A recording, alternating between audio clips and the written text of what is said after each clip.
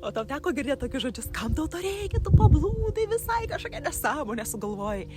Ir čia, kai užsimanai kažko naujo, kai svajoji plačiau, žmonės bijo. Bet kiti žmonės bijo ir tai replikuoja, nes nesupranta tavo norų, nes kartais juos tiesiog gąsdina, tiesiog baugina tavo pats augimas.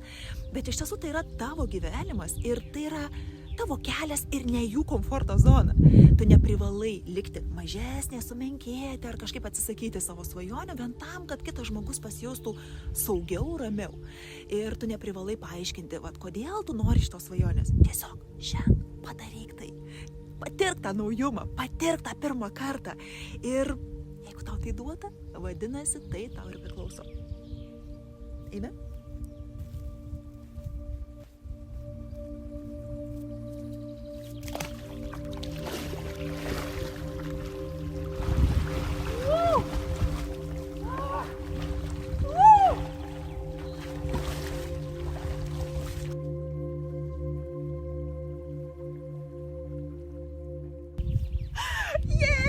Aš tai padariau. Labai savim didžiuojasi. Ir toks jausmas, boružėlė, žiūrėk. Toks jausmas, kad šiandien mano gimtadienis. Šiandien kokia diena? Balandžio 26.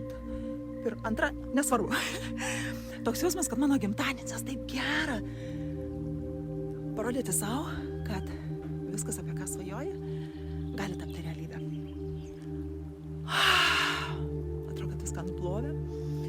Kas nereikalinga, užkrovė. Ir aš esu pasiruošus naujai pradžiai.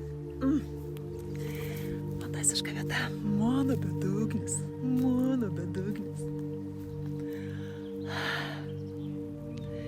Ir va čia ir norėjusi to pirmo karto. Taip kad kviečiu tau irgi neriboti savęs. Negalvoti, o ką pagalvos kiti.